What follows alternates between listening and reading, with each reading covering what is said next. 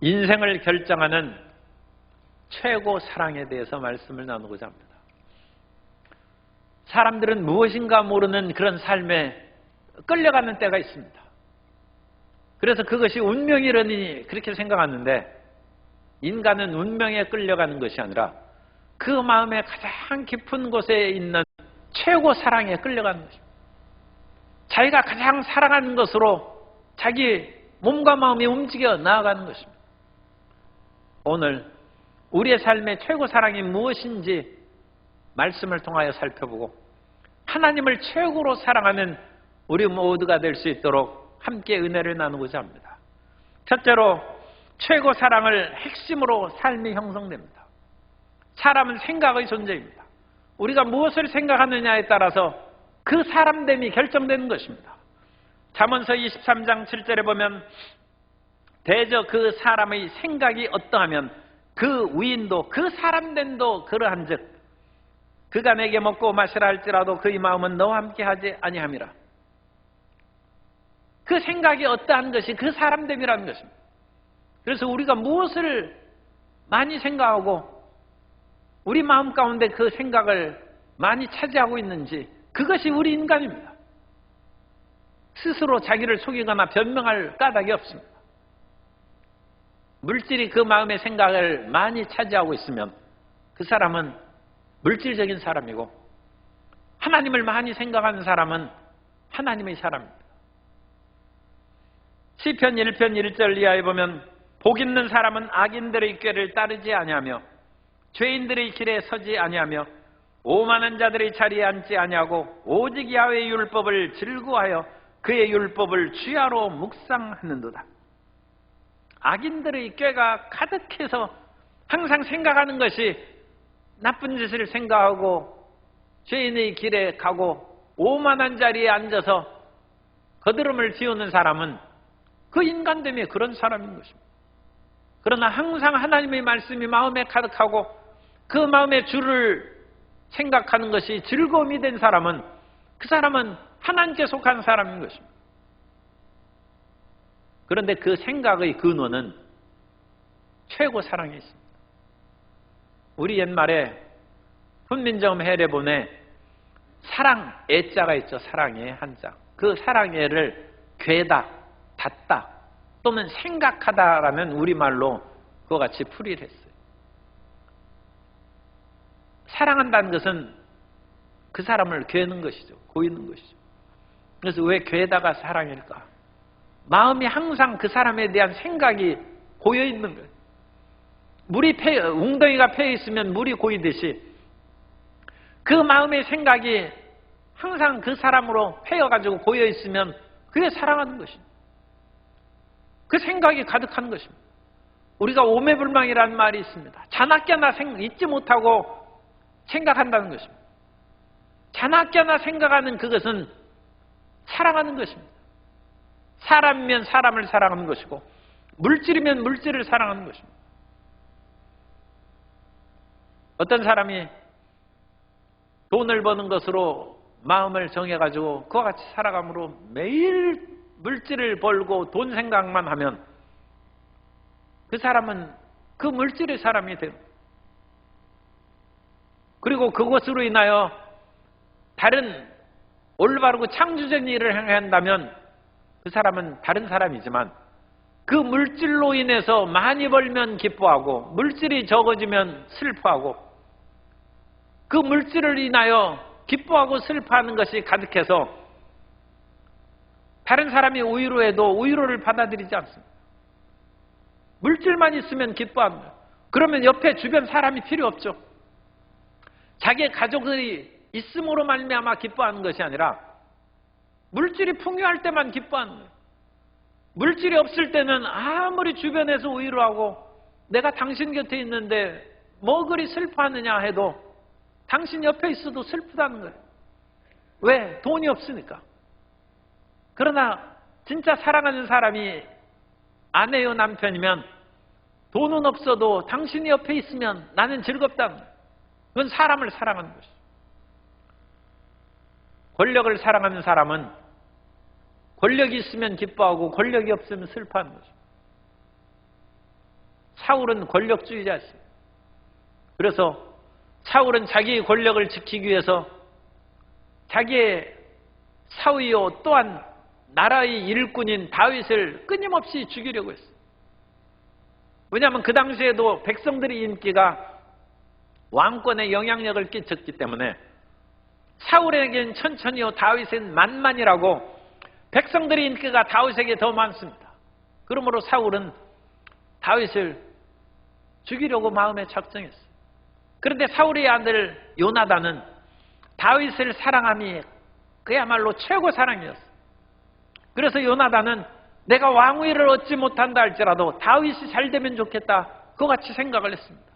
그런 자기 아들 요나단의 생각을 사울이 알고 사울이 노발대발해서 그 요나단을 이와 같이 심한 말로 그 모욕을 하는데, 사무엘상 20장 30절 이하에 보면 사울이 요나단에게 화를 내며 그에게 이르되 패역무도한 계집의 소생아, 내가 이새의 아들이 다윗이죠. 이새의 아들을 택한 것이 내 수치와 내 어미의 벌거벗은 수치됨을 내가 어찌 알지 못하랴. 이새의 아들이 땅에 사는 동안은 너와 내 나라는 든든히 서지 못하리라. 그런즉 이제 사람을 보내어 그를 내게로 끌어오라. 그는 죽어야 할 자니라 한지라. 권력에 가득한 사람은 자기 자식도 죽입니다. 예수님 당시의 예수님께서 태어날 당시의 왕이었던 헤롯 대왕, 헤롯은 그 이름이 헤롯이 성이기 때문에 그 이후의 자손들도 헤롯이라고 많이 부릅니다.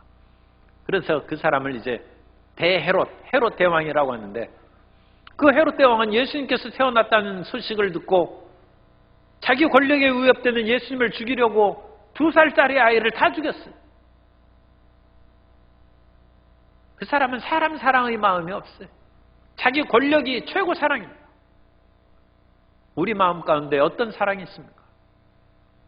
우리가 가장 사랑하는 그것이 우리 자신입니다. 그래서 우리가 그 사랑하는 것으로 인하여 우리 자신이 뭉쳐있는 것입니다.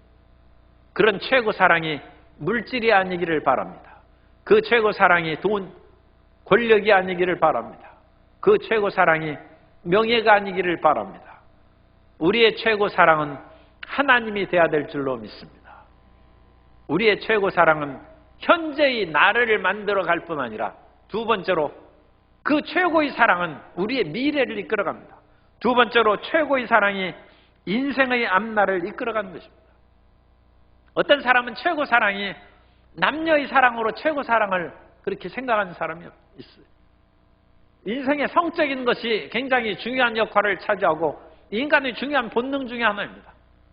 그런데 그것이 인생의 목적이 되면, 인생이 그것이 끝나고 힘이 없으면 인생 파멸이죠.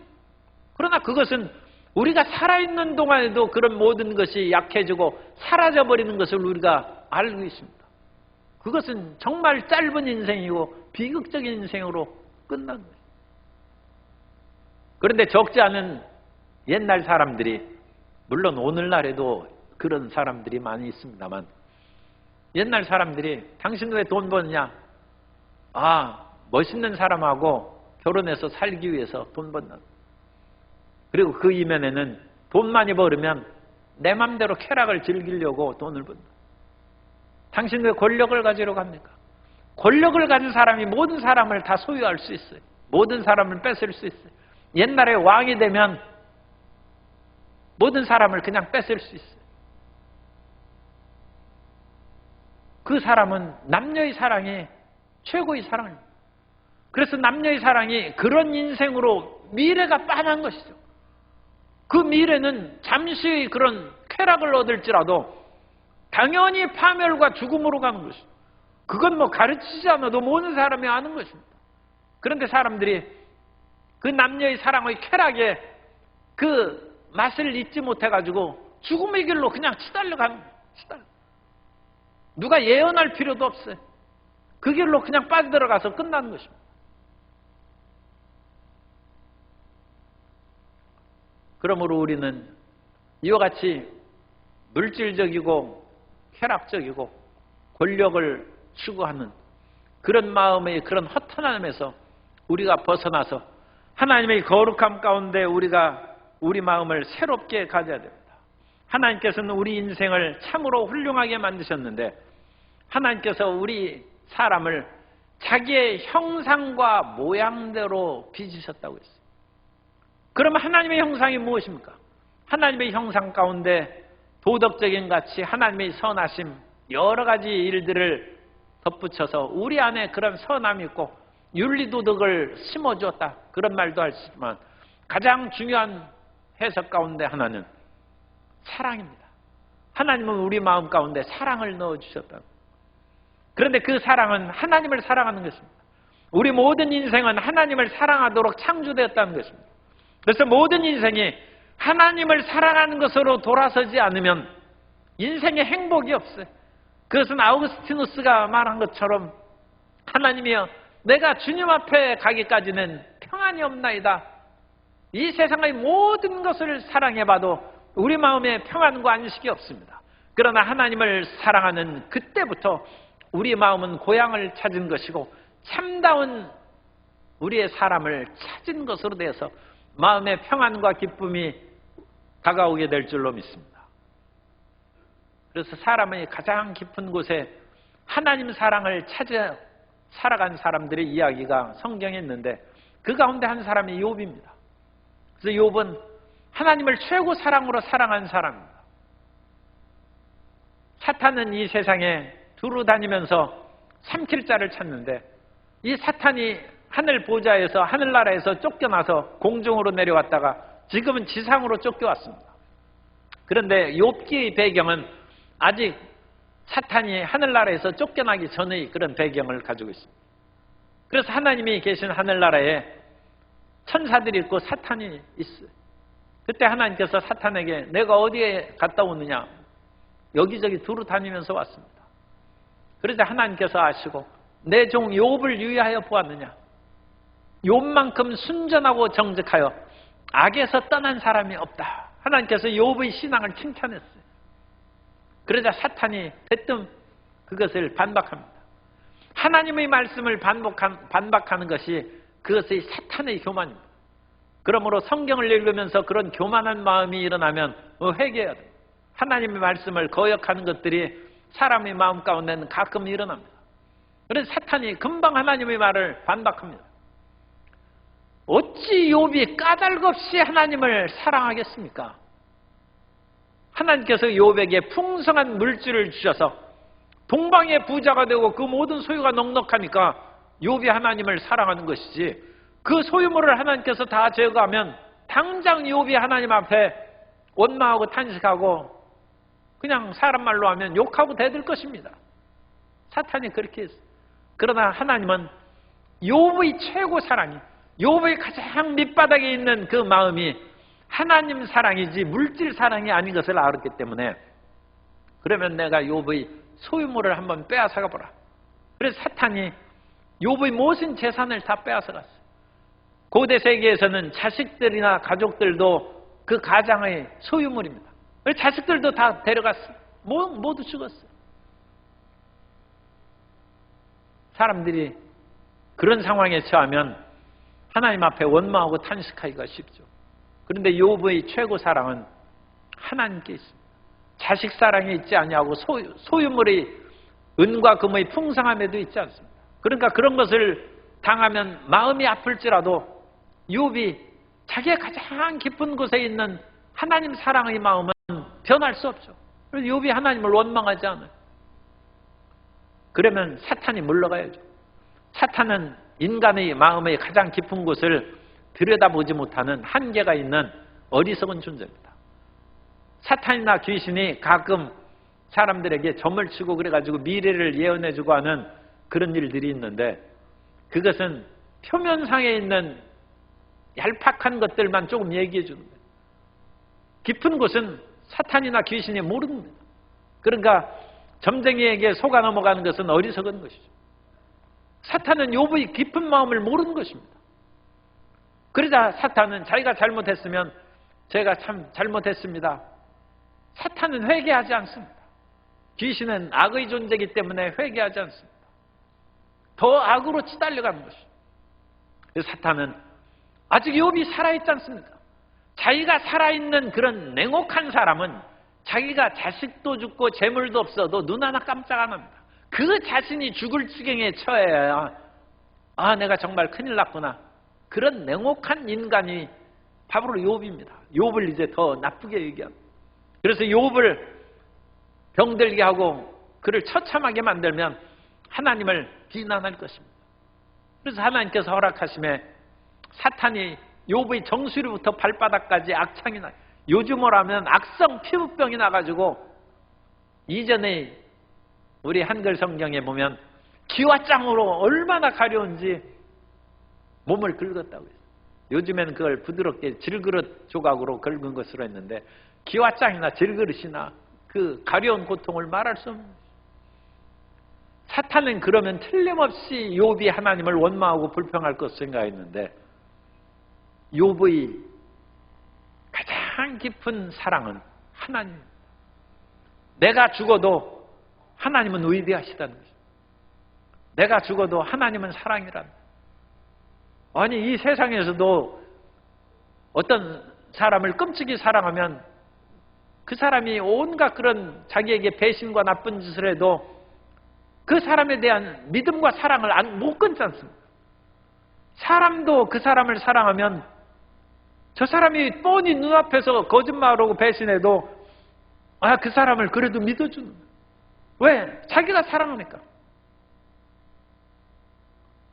우리 인생에 여러 가지 어려움이 다가올 때 하나님을 원망하고 혹시라도 섭섭하게 생각하고 교회를 멀리하고 그런 일이 있어서는 안 됩니다.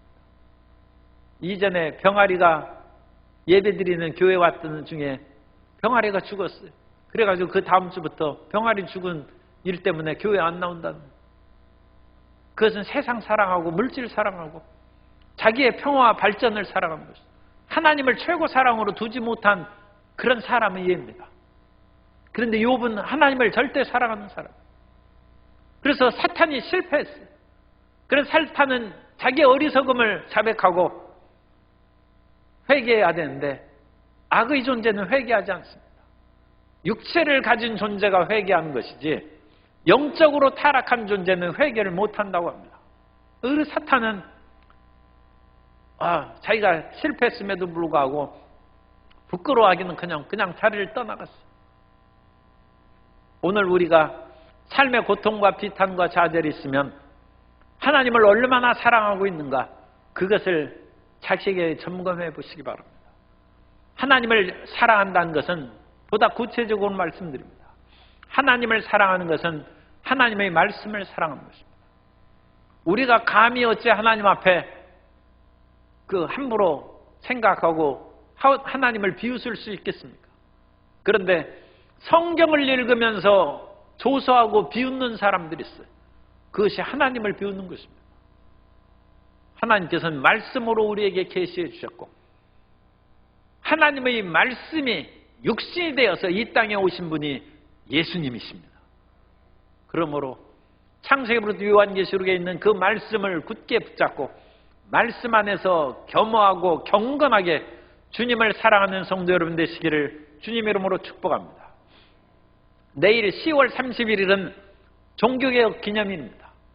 1517년에 마틴 루터가 여러 사람과 더불어 종교개혁을 시도했는데 그 선후배들이 많이 있습니다. 그럼에도 불구하고 1517년에 종교개혁 주관으로 삼은 것은 마틴 루터가 95개의 의견서를 히텐베르크 성당 문에 붙였기 때문입니다.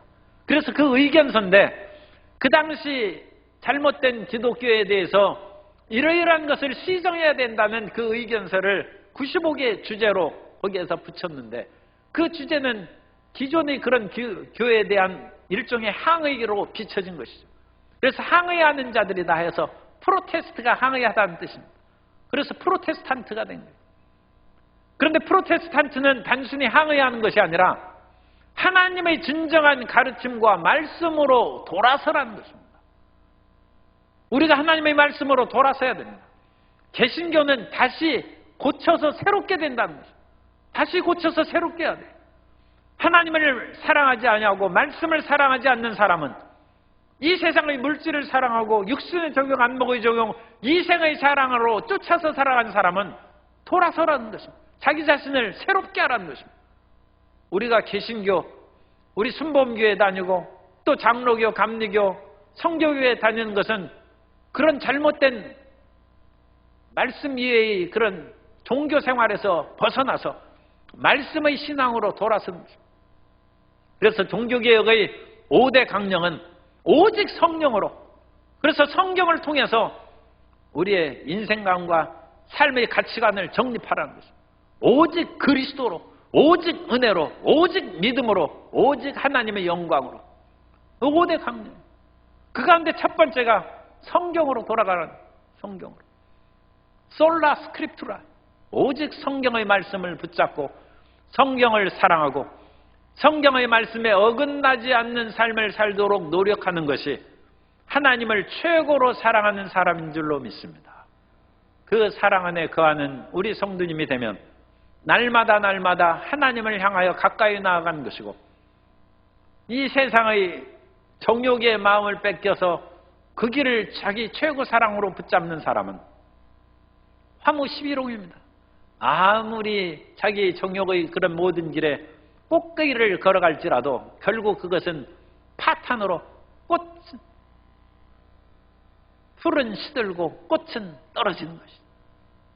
그래서 우리는 시드는 인생이 되지 말고 영원토록 있는 하나님의 말씀을 향하여 전진하는 주의 자녀들이 되어야 될 줄로 믿습니다. 하나님을 사랑하는 것은 하나님의 말씀을 사랑하는 것이고, 말씀을 사랑하는 것은 성경을 사랑하는 것이고, 성경을 사랑하는 것은 세상의 어떤 가치관과 처세, 부귀영화보다 하나님의 말씀을 지키며 살아가는 것을 기쁨으로 여기며 살아가는 것입니다. 그러므로 이 세상에서 주님께서 필요한 모든 의식주를 채워주실 우리의 자녀, 하나님의 백성들이지만, 그런 것이 서로 있을 때도 있고 없을 때도 있고 풍성할 때도 있고 부족할 때도 있지만, 우리가 하나님을 사랑하고 하나님의 말씀이 있으면 항상 기뻐하는 성도 여러분 되시기를 주님의 이름으로 축복합니다. 그 마음을 가지면 항상 기뻐하라. 그것이 이루어질 수 있어요. 아니, 우리가 어찌 항상 기뻐합니까? 세상에 어지럽고 눈보라친 일이 얼마나 많은데. 그런데 우리의 가장 깊은 곳에 하나님 사랑이 바뀌지 않았어요. 그러면 그것으로 인하여 우리는 항상 기뻐할 수 있어요. 우리의 최고 사랑만 변함없이 있으면 그 바깥에 있는 어떤 것들은 그래도 이런 내 보물이 가장 깊은 곳에 있으니 이런 주변의 것들로 나는 마음을 뺏기지 않는다. 마음이 산란하게 되지 아니하고 그것으로 인하여 슬퍼하고 비탄에 빠지지 않는다는 믿음의 자신을 가지게 될 줄로 믿습니다. 그리고 이와 같이 최고 사랑을 하나님께 두어야 될 이유는 세 번째로, 이 최고 사랑의 열매로 인생을 결산하게 되기 때문입니다. 최고 사랑의 열매로 우리가 하나님 앞에 서서 내 어떻게 살다 왔느냐, 그것을 하나님께서 물으실 때 결산을 하게 된다는 것입니다. 우리 예수님을 믿는 사람은 다 영생의 부활로 다시 살아나게 될 줄로 믿습니다. 그런데 안 믿는 사람들도 없어지지 않습니다. 그러니까 안 믿는 사람도 이 땅에 살아있을 때 예수님을 믿어야 돼요. 안 믿고 죽으면 사라져버리면 그것은 사라졌으니까 뭐 두려울 것이 없죠. 그런데 안 믿는 사람도 다시 살아납니다.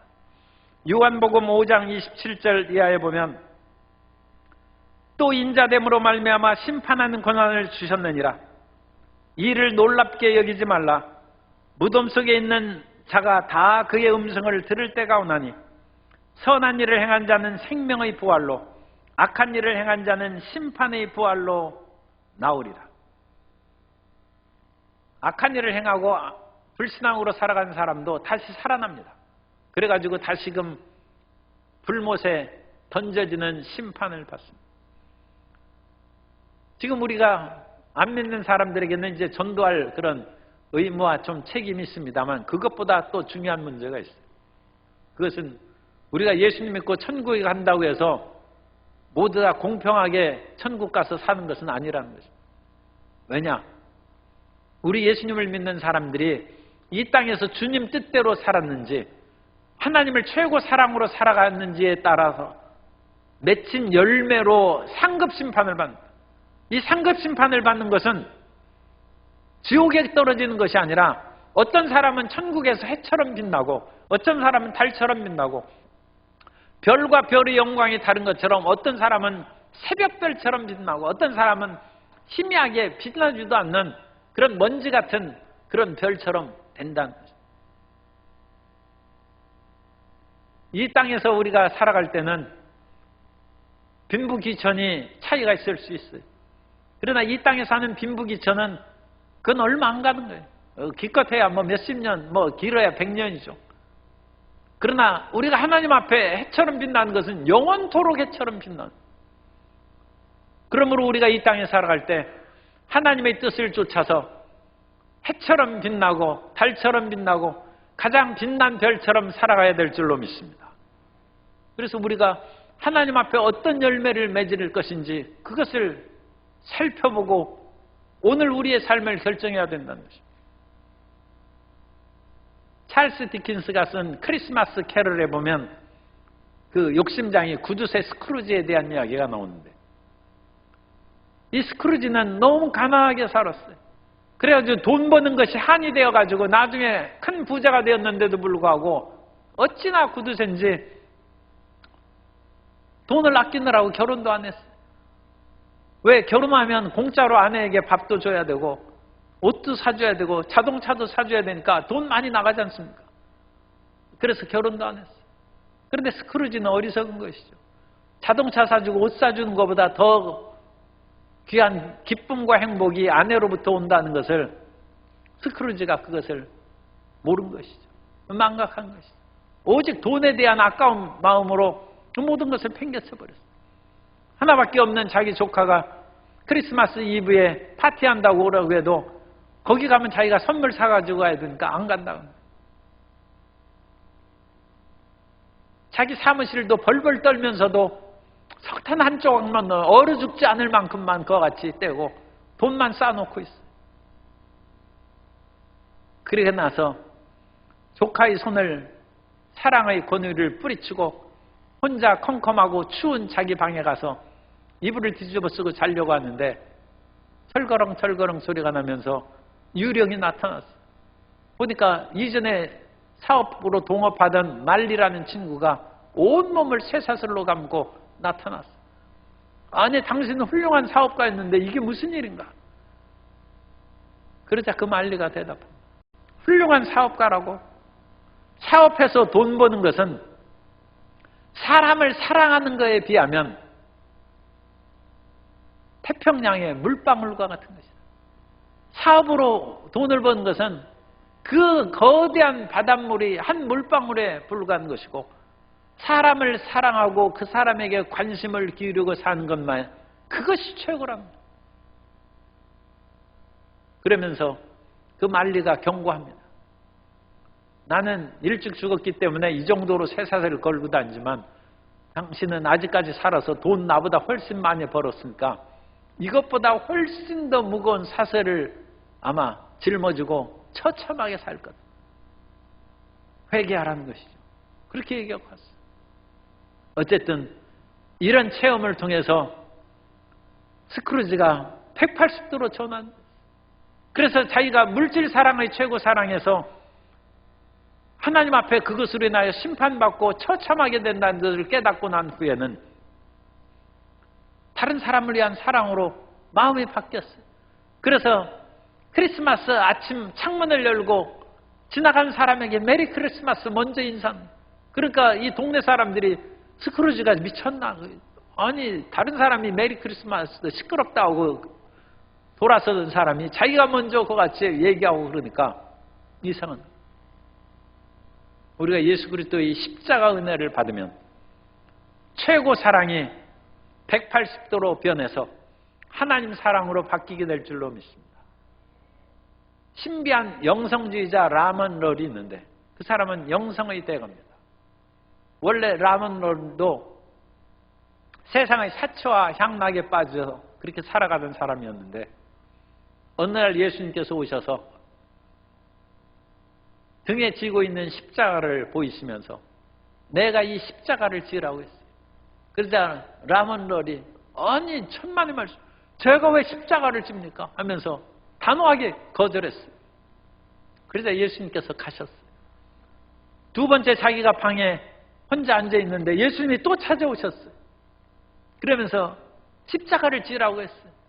그런데도 그 사람은 펄쩍 뛰면서 내가 세상에서 즐기고 살아갈 일이 얼마나 많은데 어찌 십자가를 지고 살겠느냐고 거절했어요. 주님께서 슬픈 듯이 다시 가셨어요. 그런데 세 번째로 예수님께서 또 찾아오셨어요. 그래가지고 왜 또 왔느냐고 참 이런 말을 하는 것이 송구스럽죠. 사람이 어찌 예수님이 찾아왔는데 왜 또 오셨느냐고. 그런데 예수님께서는 이번에는 아무 말씀도 하지 않냐고 등에 있는 십자가를 딱 해서 그 사람의 손에 안겨주고 주님이 그냥 가버리셨어요.